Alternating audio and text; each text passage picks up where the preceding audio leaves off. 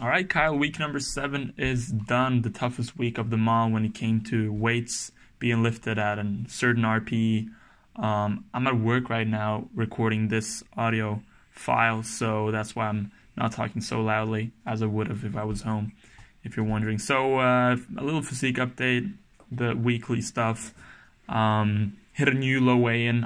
We talked about this the past week that I'd been stuck around 90 kilos, but I've hit 88.5 and 88.7 kilos consecutive, that word, the past 2 days, which is exciting. But really got to focus more on my, posing game, because my posing is really weak. But I think like as we get a bit leaner, I'll get more motivated to practice posing and stuff like that. So things are going the right way. Now as we're approaching the mid 80s, I should see more definition popping in, and hopefully during February we can maybe finish up the cut. Or I don't really care if it's gonna last like 4 more weeks or 5 more weeks or even fucking 10 more weeks, as long as we do it properly. But as you can see, like my legs, and they're getting pretty diced. But I think that's because I hold like most of my muscle mass on my body is in my lower body, which we've talked about before. And like once we start gaining again, we've talked about this, I'd like to have some more upper body, because right now it like doesn't even look like I lift. I included a clip of my cousin because he's like starstruck from this YouTube thing I'm doing with you. So he just wanted himself out on YouTube because I have some friends watching these videos. So here's a little sis pose for you. He's actually posing like really well. He likes that shit, so maybe I should learn a thing or two from him. He's like a couple of months younger than me, but a good lifting bro anyways. So this was the 3rd set of the day. I did 145 kilos, 150 kilos, and 155 kilos, which is what we're seeing. I had 800 calories in my body that day. And I even think like I slept badly or some shit. I don't know, but it's been a tough week, not just physically, but also mentally.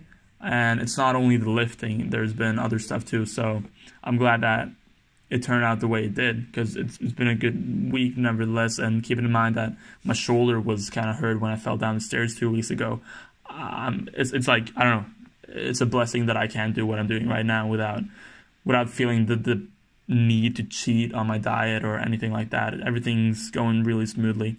I think this is like 85 kilos. Yeah, 85 kilos on the bench press for sets of 4, and they went up pretty smoothly, even in a deficit. It's like the same day I did the 155 kilo squat, so which is insane. My CNS was probably fried after the squats, but still that weight moved up, and it's like almost a PR. Actually, it's a PR at this weight, and after my shoulder being hurt, like from dislocation about a year ago. So that's cool.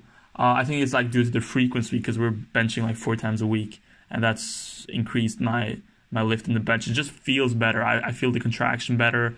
I can control the weight better. It just feels lighter.